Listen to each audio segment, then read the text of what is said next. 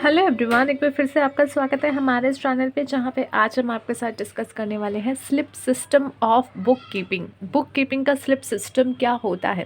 देखिए, किस किस के लिए इंपॉर्टेंट है। अगर आप बुक कीपिंग का टॉपिक पढ़ रहे हैं, साथ ही साथ बैंकिंग का सिस्टम के बारे में अगर पढ़ रहे हैं, बैंकिंग कंपनीज के बारे में पढ़ रहे हैं, तो वहाँ पर इसका एक शॉर्ट नोट आपके एग्जाम में आपको ज़रूर दिख सकता है, जहाँ पर स्लिप सिस्टम लिखा हुआ आएगा कि भैया स्लिप सिस्टम के बारे में बताओ क्या चीज़ है, या फिर slip system of book keeping के बारे में बताओ। तो यहाँ पे दोनों वर्ड्स का एक ही मतलब है और आपको यही आंसर यहाँ पे छाप के आना पड़ेगा। So let's understand this. देखिए, आप कभी भी बैंक गए होंगे, मैं ऐसे आशा करती हूँ कि आप बैंक गए होंगे, ठीक है। जो बिल्कुल ही जो जेन जी जो वाले बच्चे हैं वो शायद ना गए हों, बट आई होप सो कि कई लोग यहाँ पे बैंक गए होंगे जो ये वीडियो देख रहे हैं। तो वहाँ पे जब भी आपको पैसे डालने होते हैं, यानी जब भी आप अपना पैसा डिपॉजिट करने जाते हो, तो बैंक में एक स्लिप होती है जिसमें आप अपनी डिटेल्स भरते हो कि आपका नाम क्या है, किसके अकाउंट में पैसा डालना है, कितने पैसे डालने हैं। साथ ही साथ आप वहाँ ये भी मेंशन करते हो कि अगर 500 के नोट है तो कितने नोट हैं, 20 के नोट है, 100 के नोट हैं तो कितने नोट हैं, और टोटल कितना पैसा ओवरऑल आप वहाँ पे इकट्ठे कर रहे हो, जमा करा रहे हो, डिपॉजिट करा रहे हो। सेम अगर आपको विड्रॉ करना होता है तो एक स्लिप होती है जहाँ पे आप अपना नाम, अपना अकाउंट नंबर और अमाउंट जो आप विड्रॉ करना चाहते हो वो आपके लिए लिखा हुआ मिलता है। अब ये जो होती हैं इसको आप स्लिप्स कहते हो, जो कि आपके यहाँ पे आप विड्रॉल के लिए, डिपॉजिट के लिए यूज़ करते हो। वो छोटे छोटे पर्ची, उसको हम स्लिप कहते हैं। अब वो स्लिप ही आपकी जो है पूरे बैंकिंग सिस्टम का एक बहुत बड़ा रोल प्ले करती है, क्योंकि अगर आपको पैसे डालने हैं और निकालने हैं, वहाँ एम्प्लॉयज़ उस स्लिप का यूज़ करते हैं और आपको पैसा देते हैं और अपने रिकॉर्ड्स में उस स्लिप्स को रख लेते हैं। सो बैंकिंग सिस्टम में जो होता है, जो ट्रांजेक्शन्स रिकॉर्ड की जाती हैं, लेट्स सपोज मैं गई बैंक के पास, मैंने विड्रॉल स्लिप भरी, मैंने पैसा विड्रॉ किया, अब वो स्लिप चली गई है बैंक के पास और बैंक वाले ने मुझे पैसा दे दिया है। तो यहाँ पे वो जो स्लिप है वो बैंक्स अब यूज़ करेंगे उस ट्रांजेक्शन्स को रिकॉर्ड करने के लिए। वहाँ पे एक तरीके से उसको एविडेंस की तरह यूज़ किया जाएगा और वो स्लिप अपने पास वो रिकॉर्ड में रखेंगे, और मुझे उसके बदले अगर पैसा देना है तो दे देंगे, और डिपॉजिट है तो मेरे से पैसा लेके अकाउंट में डाल देंगे। So in the ledger is made directly from the slip rather than for the subsidiary books और जनरल। अगर आप नॉर्मल बिजनेस की बात करो, नॉर्मल बिजनेस में क्या होता है, हम सब्सिडरी बुक्स बनाते हैं, लेजर्स बनाते हैं, लेकिन बैंकिंग में इसी स्लिप्स की सहायता से पूरी रिकॉर्डिंग की जाती है हमारे लेजर में। ठीक है, कि अगर हमने पैसा डाला है तो हमारे अकाउंट में उसको डाल दिया जाएगा, प्लस कर दिया जाएगा हमारे अकाउंट का बैलेंस, और वहीं पे अगर पैसा निकाला है तो उसको बैलेंस को कम कर दिया जाएगा। ये एक स्लिप होती है जिसको आप कहते हैं वाउचर। ठीक है, slip is also called a voucher. ठीक है, ये ऑल्सो है, ऑल्सो मुझे ही नहीं समझ आ रहा क्या लिखा है, also called a voucher. There are some slips as follow. अब वहाँ पे कितने तरीके की स्लिप्स होती हैं। सबसे पहले स्लिप होती है पे इन स्लिप, जो कि आप डिपॉजिट के समय यूज़ करते हो, पैसा डिपॉजिट करने के लिए आप यूज़ करते हो पे इन स्लिप, जो कि एक लंबी सी स्लिप होती है। उसके बीच में जो है एक पार्टीशन होता है, जो कि आप दोनों साइड भरते हो और क्या करते हो, बैंक के पास जाके देते हो, अपना पैसा देते हो। बैंक वाले उस स्लिप पे जो है साइन वगैरह वेरीफाई करके आपका पैसा लेते हैं और उसमें जो है डिपॉजिट कर लेते हैं। और उस स्लिप का जो लेफ्ट हैंड साइड होता है, वो छोटा सा पर्ची सा होता है, उसको काट करके आपको दे देते हैं। वो आपके लिए एक एविडेंस होता है कि आपने पैसा जमा करवाया है, क्योंकि अगर वो आपके पास नहीं हुआ तो क्या एविडेंस है आपके पास कि आप पैसा देने आए थे। ठीक है, और बाकी का जो राइट हैंड साइड का एरिया होता है, जिसमें बाकी सारी डिटेल्स भी मेंशन होती है, वो बैंक अपने पास एज अ वाउचर रख लेता है या एज अ एविडेंस रख लेता है। So use to deposit money with the bank. Pay in slip क्या होती है, यूज़ किया जाता है डिपॉजिट करने के लिए मनी को बैंक में, और ये जो है submitted to the receiving cashier of the bank along with cash. अब वहाँ पे जो भी बैंक में कैशियर बैठा होगा उसको आप ये स्लिप दोगे और वहाँ पे जो है आप अपना पैसा जा करके दोगे। तो वहाँ पे दो पार्ट होते हैं आपके पे इन स्लिप के। There are two parts of that pay in slip. जो लेफ्ट वन पोर्शन होता है उसको काउंटर फॉइल कहा जाता है। जो छोटा वाला पोर्शन होता है लेफ्ट हैंड साइड का, जो आपको वापस किया जाता है, उसको काउंटर फॉइल कहा जाता है, और उसको जो है रिटर्न कर दिया जाता है by the receiving cashier after counting the cash. Cash count करने के बाद वो हिस्सा जो है आपको दे दिया जाएगा कि हाँ भैया हमने आपसे इतने पैसे ले लिए हैं। काउंटर फोलियो जो है बियर्स, उसमें क्या क्या होता है, सिग्नेचर होता है रिसीविंग कैश का और ड्यूली स्टैम्प्ड होती है with rubber stamp of the bank. अब देखो, वो हाफ पोर्शन कैसे माना जाएगा कि आप आपने एक्चुअली में पैसा दिया है। ऐसे तो मैं 50 जो है ले आऊँगी स्लिप्स और खुद भर के दिखा दूँगी, देखो देखो मैंने पैसा दिया है, ऐसा नहीं होता। वहाँ पे वो जो छोटी पर्ची होती है उस पे बैंक का साइन होगा, स्टैम्प होगा, ठीक है, स्टैम्प की मार के वो आपको देंगे और उससे ये कन्फर्मेशन हो जाएगा कि हाँ उन्होंने आपसे एक्चुअली में पैसा लिया है।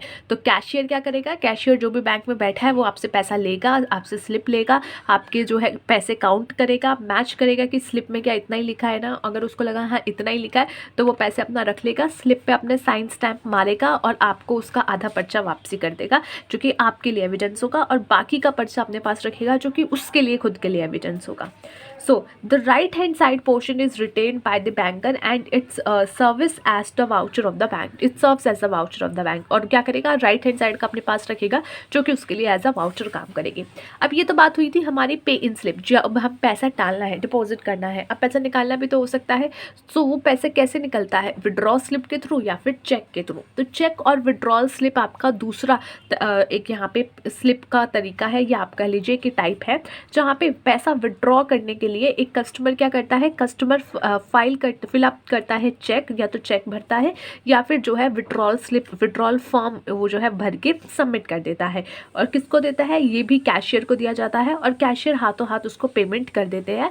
जब वो अपना सिग्नेचर वगैरह वेरीफाई कर लेते हैं तो वो उस जो भी अमाउंट मांग रहा है उसको कैश दे देते हैं। अब बात करते हैं एडवांटेज क्या है पे इन स्लिप की। डिवीजन ऑफ वर्क, आप सोचिए पूरा बैंकिंग सिस्टम, इंडिया में इतने लोग हैं 140-45, अब मेरे को तो लगता है 150 करोड़ हो ही गए होंगे, ठीक है। तो इतने करोड़ों लोग हैं, तो यहाँ पे अब इतने करोड़ों लोगों में से कितने सारों के तो बैंक खाते हैं ही हैं, एटलीस्ट 50% के तो होंगे ही होंगे।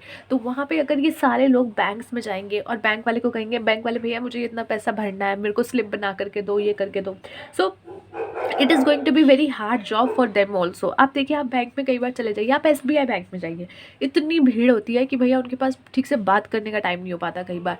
तो वो लोग अगर आप इन सब की स्लिप्स भरने भी बैठ गए तो it's going to take a lot of time and also they will not be able to manage their work, ठीक है, सारा वर्क मैनेज नहीं कर पाएंगे। अब यहाँ पे कस्टमर आता है, खुद अपनी स्लिप भरता है, लेके जाता है, वो एक तरीके से वाउचर ही बन गया और उनको क्या करना है, बस एंट्री करनी है और अपने रिकॉर्ड्स में उसको रखना है। सो ये क्या है, डिवीजन हो जाता है यहाँ पे, वर्क का, काम का जो है यहाँ पे बंटवारा हो जाता है। No need to maintain subsidiary books, यहाँ पे सब्सिडरी बुक्स, अलग से सब्सिडरी बुक्स बनाने की कोई ज़रूरत नहीं है। आपके पास स्लिप्स आई हैं या विड्रॉल की हो, डिपॉजिट की हो, वो आप यूज़ कीजिए, that is going to be work as an evidence और वाउचर, आप उसको रख लीजिए। आपको कोई सब्सिडरी बुक बनाने की ज़रूरत नहीं है, सीधा सीधा उनकी लेजर में पोस्टिंग कर दीजिए। Saving of time and labour, labour भी बचता है और टाइम भी बचता है। यहाँ पे अप टू डेट अकाउंट्स होते हैं, डेट्स जो है आपकी जैसे ही स्लिप्स आती है उसको डायरेक्टली पोस्टिंग कर दी जाती है, उसका काम कर दिया जाता है, तुरंत पैसे का डेबिट क्रेडिट कर दिया जाता है, और ये क्या हो जाता है, अप टू डेट आपके अकाउंट्स रहते हैं। Trust worthy accounting system, accounting system बड़ी ट्रस्ट वर्थी होती है, क्योंकि आपने पैसा निकाला है तो ऑब्वियसली कस्टमर ने स्लिप डाली होगी, उसके साइन वेरीफाई हुए होंगे, उसके बाद ही उसके अकाउंट से पैसा निकला होगा। तो ये ट्रस्ट वर्थी अकाउंट सिस्टम होता है जहाँ पे कस्टमर खुद अपना पैसा डालना निकालने की स्लिप भरते हैं, तो यानी कि माना जाता है कि हाँ उसने सही भरा है और उसने जो भी भरा है उसके अकॉर्डिंग ही उसके आगे की काम कर दिए जाते हैं। बेसिस ऑफ ऑडिटिंग, अब देखो बैंक्स के ना ऑडिट होते हैं, आई डोंट नो अगर आपने कभी देखा हो या नहीं। कुछ लोग ना पहले कहते थे कि यार bank job is very normal and very easy, आपको सिर्फ 10 से 5 के काम करना है। नहीं बच्चे, अब कई बार अगर आपके घर के आसपास बैंक हो, कभी ऐसे आते जाते 6-7 बजे, यूजुअली फ्राइडे के दिन ध्यान देना, या फिर जब ऑडिट का टाइम चल रहा होता है कि वो लोग बेचारे 8-9 बजे तक भी बैठे रहते हैं। सो वो क्या होता है, बिकॉज उनका ऑडिट हो रहा होता है। तो ऑडिट जो है ये कंटिन्यूस बेसिस पे भी चलता है और जो है आपका फाइनल भी चलता है, फाइनल ऑडिट। तो उस सिचुएशन में जो है ऑडिटर जो होता है वो कहता है कि अच्छा तुमने ये पैसा निकालने की एंट्री की हुई है, मुझे इसकी स्लिप दिखा दो। तो वो एज एन एविडेंस आपकी क्या काम करती है, विड्रॉल स्लिप आपकी एज एन एविडेंस काम करती है, डिपॉजिट स्लिप आपकी एज एन एविडेंस काम करती है। सो ऑडिट के लिए वो बेस बन जाता है ऑफ ऑडिट।